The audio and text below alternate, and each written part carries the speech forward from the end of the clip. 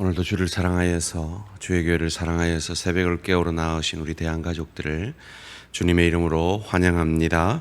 오늘 주신 하나님 말씀 예레미야서 30장 1절에서 11절까지 말씀입니다.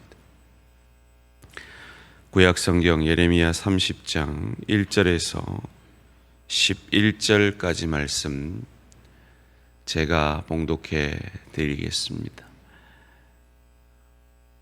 제가 봉독해 드릴 때 하나님의 음성을 들으시기 바랍니다. 여호와께로부터 말씀이 예레미야에게 임하여 이르시니라. 이스라엘의 하나님 여호와께서 이와 같이 말씀하여 이르시기를 내가 내게 일러준 모든 말을 책에 기록하라. 여호와의 말씀이니라. 보라, 내가 내 백성 이스라엘과 유다의 포로를 돌아가게 할 날이 오리니 내가 그들을 그 조상들에게 준 땅으로 돌아오게 할 것이니 그들이 그 땅을 차지하리라. 여호와께서 말씀하시니라.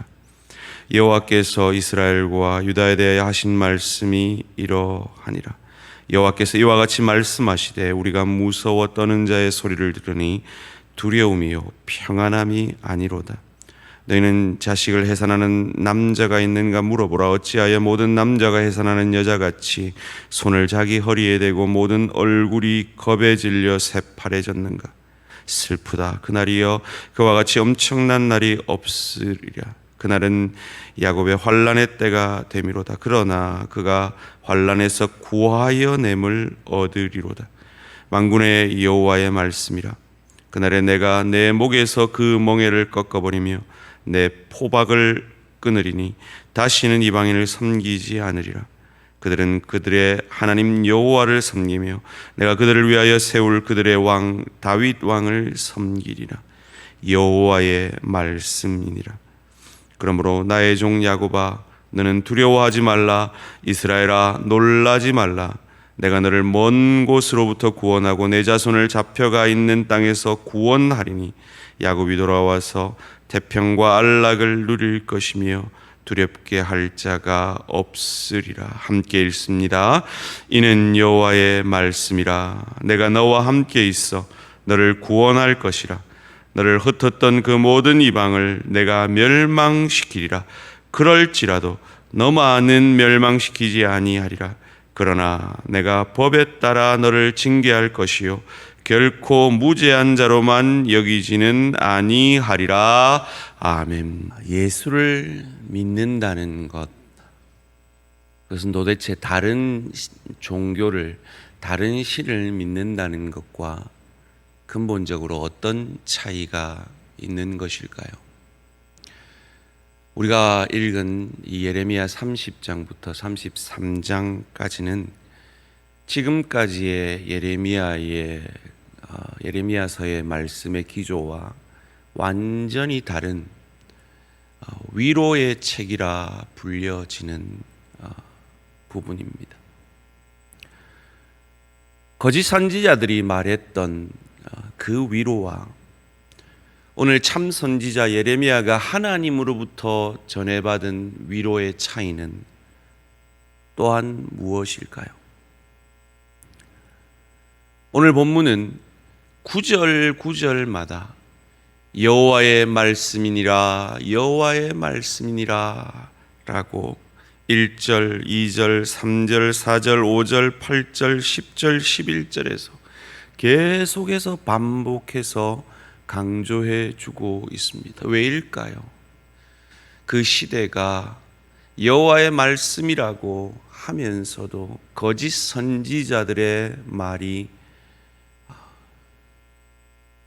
너무나 차고 넘쳤기 때문일 것입니다.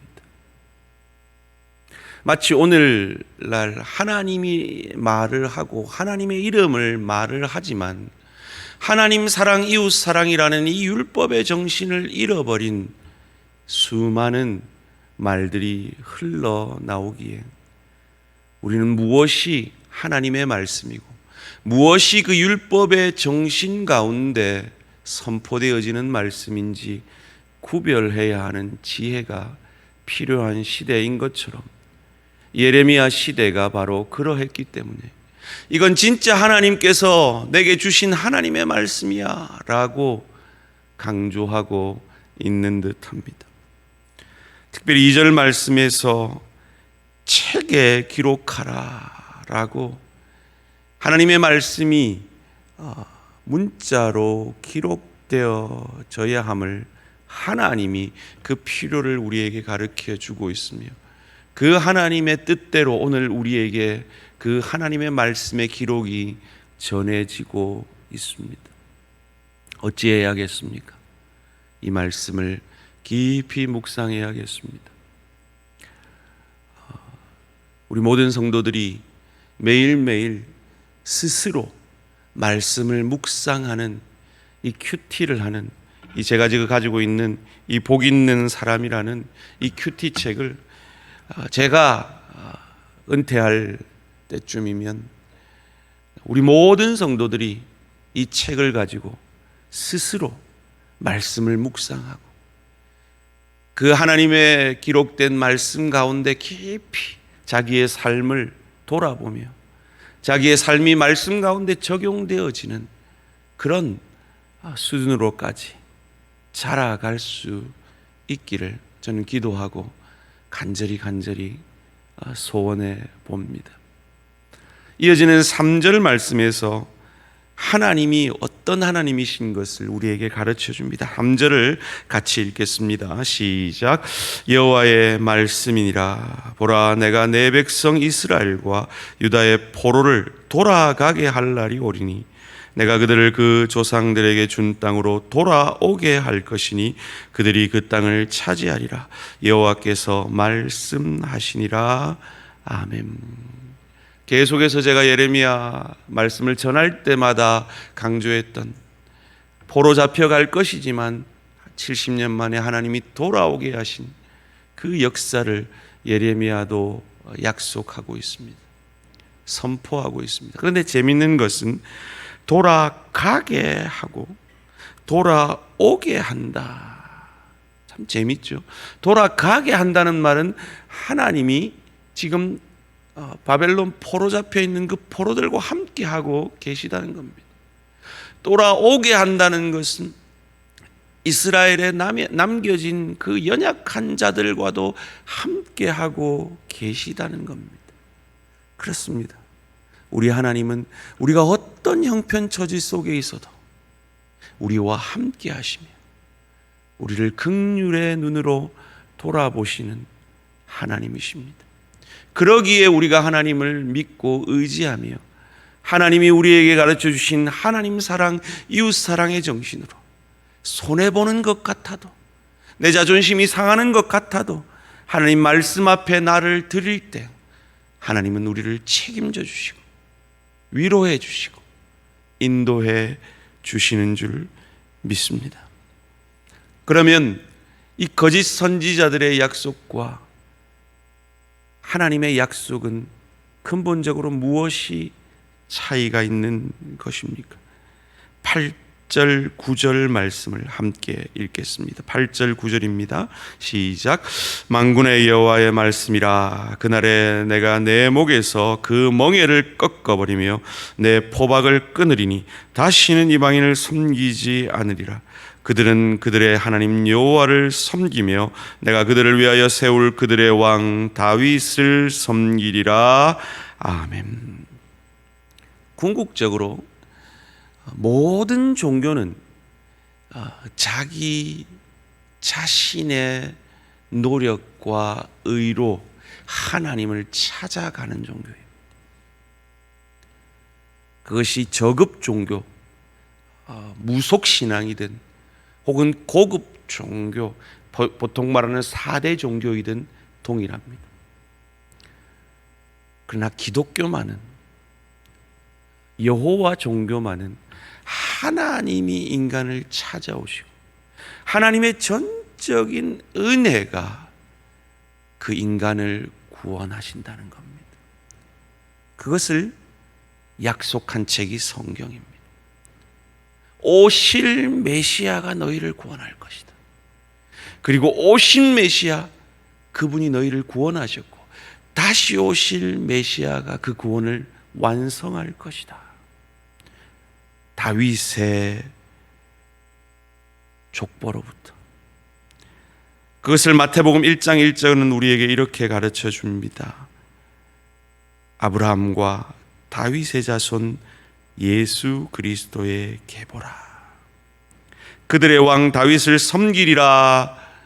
이 예레미야의 예언은 바로 역대하 21장 7절에서 다윗과 그의 자손에게 항상 등불을 주겠다. 누가복음 13장 38절에 다윗의 자손 예수여 나를 불쌍히 여기소서 라고 선포되어지는 그 다윗의 자손으로부터 오는 메시아 그리스도가 그들을 구원할 것임을 예언해 주고 있는 말씀입니다. 그 다윗의 자손으로부터 예수 그리스도가 이 땅에 오셨고 우리는 그 예수 그리스도를 저주할 자라 아니하고 나의 구주 나의 하나님으로 영접함으로 구원을 얻게 된 것입니다. 내 노력은 1도 들어가지 않고 내 선함은 1도 들어가지 않은 온전한 하나님의 은혜로 구원함을 받은 것입니다. 마치 이스라엘 백성들이 그 70년 포로 생활 가운데 그들의 어떤 노력은 1도 들어가지 않은 채 하나님의 약속의 때가 차며 하나님께서 이유를 알 수 없는 방법으로 그 느부갓네살 왕의 마음을 감동시키셔서 그들의 백성들을 포로로 귀환하게 하시고 그 건축을 성전 건축을 할 수 있는 그 고급 성전 재료들을 그 왕을 통해 공급받게 하시고 하나님의 말씀의 부흥을 에스라를 통해서 일으키심으로 하나님께서 전적인 하나님의 은혜로 그 구원의 역사를 이루신 것입니다. 아픔이 있습니다. 아픔이 있었습니다. 70년 포로 생활에 아픔이 있었습니다. 나라가 망하는 아픔이 있었습니다. 그러나 하나님의 방법은 세상의 그것과 달랐습니다. 11절 말씀 함께 읽습니다. 11절입니다. 시작.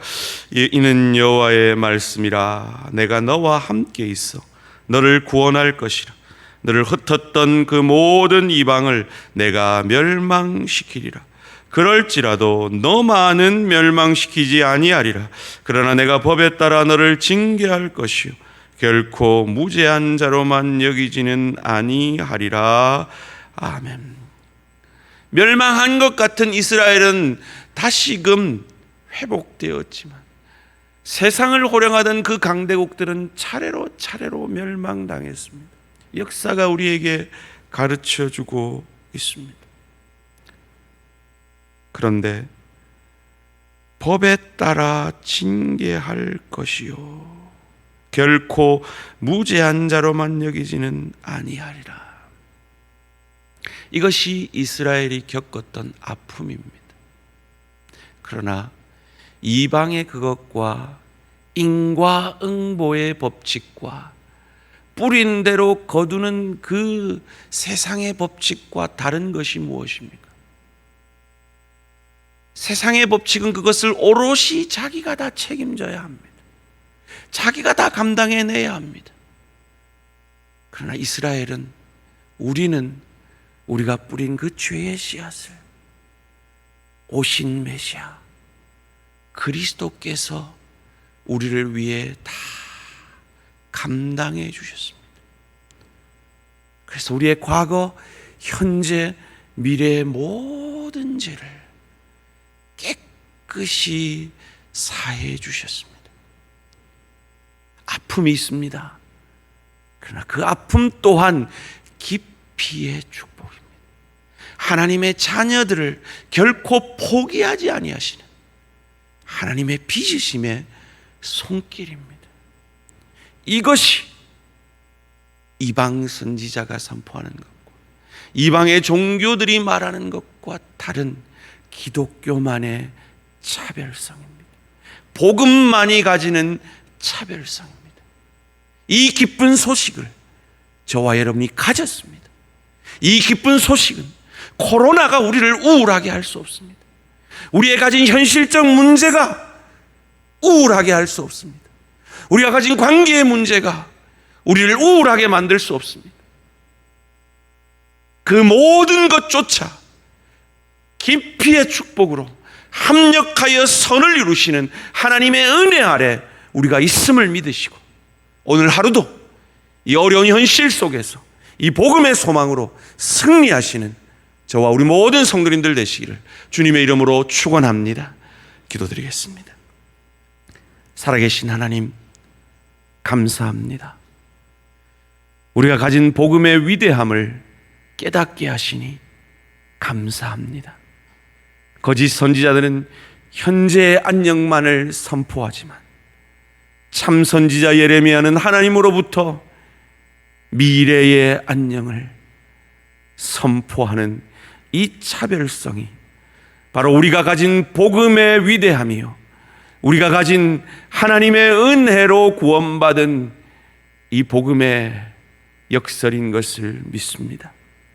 그러기에 오늘 하루도 우리는 이 어두운 현실 속에서 하나님 사랑, 이웃 사랑의 정신으로 손해보는 것 같지만, 내 자존심이 상하는 것 같지만 지는 삶을, 십자가 지는 삶을, 소금과 빛 되는 삶을 살아내는 축복이 있게 하여 주시옵소서.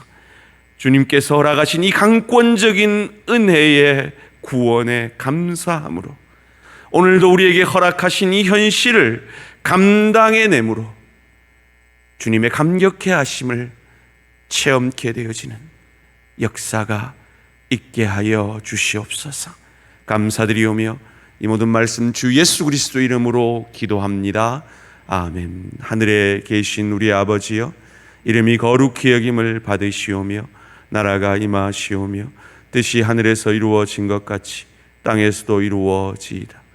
오늘 우리에게 일용할 양식을 주시옵고, 우리가 우리에게 죄 지은 자를 사하여 준 것 같이 우리 죄를 사하여 주시옵고, 우리를 시험에 들게 하지 마시옵고 다만 악에서 구하시옵소서.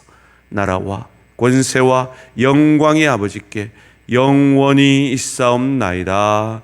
아멘. 오늘 하루도 승리하시기 바랍니다.